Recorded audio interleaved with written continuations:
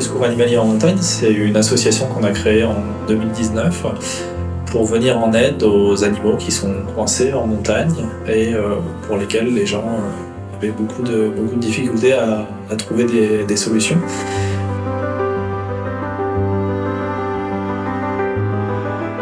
Dans le département d'Isère, les chiens qui restaient par exemple coincés dans des falaises ou tous les animaux qui avaient des problèmes en montagne n'étaient plus secourus. Bouge pas.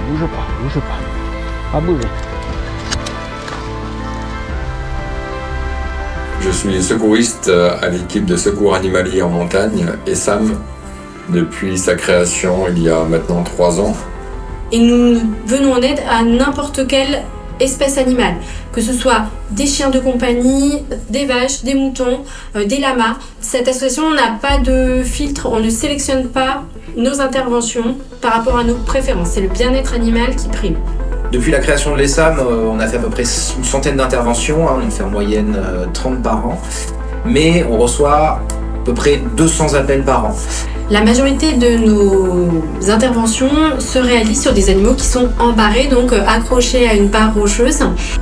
Un chien embarré peut agoniser pendant 3 semaines avant de mourir, donc en termes de bien-être animal, c'est totalement inadmissible. On est au final entre 10 et 15 secouristes vraiment opérationnels parce qu'on est tous bénévoles. Aujourd'hui, nous faisons appel à vos dons pour améliorer la qualité de nos interventions et le confort de nos secouristes.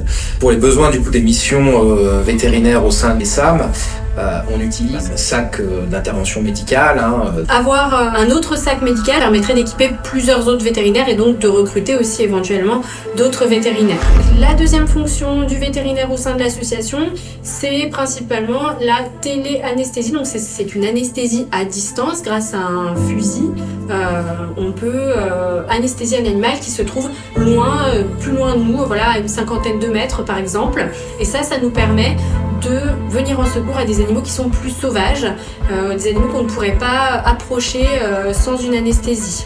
On a besoin de matériel assez spécifique qui a un certain coût, notamment les fléchettes anesthésiques qui coûtent très cher. Les secouristes de l'association peuvent être amenés à aller intervenir dans des départements qui sont assez éloignés puisque la seule antenne qu'on a est en Isère. C'est pourquoi on aimerait ouvrir plusieurs antennes afin d'avoir des secouristes qui soient plus localisés à l'extérieur du département. L'amélioration du maillage sur le territoire, ça permet aussi d'arriver beaucoup plus rapidement au niveau des animaux.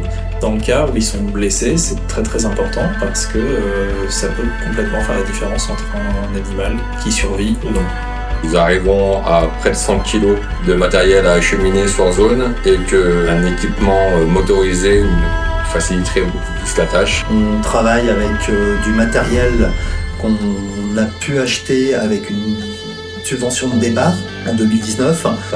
Aujourd'hui, notre plus gros souci, c'est d'avoir des fonds pour pouvoir renouveler ce matériel, pour pouvoir se mettre à la page et aussi pour pouvoir acquérir certains types de produits dont on a pu voir l'efficacité en collaborant avec des gens qui sont venus nous aider.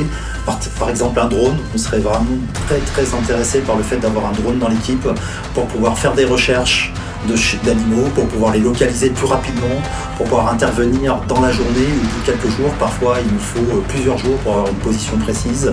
Bien évidemment, si on en avait la capacité, on aimerait bien répondre à toutes les demandes qu'on reçoit et ça passe également par vos dons. Et nous avons grandement besoin de votre aide financière et aujourd'hui plus que jamais pour que l'association puisse perdurer.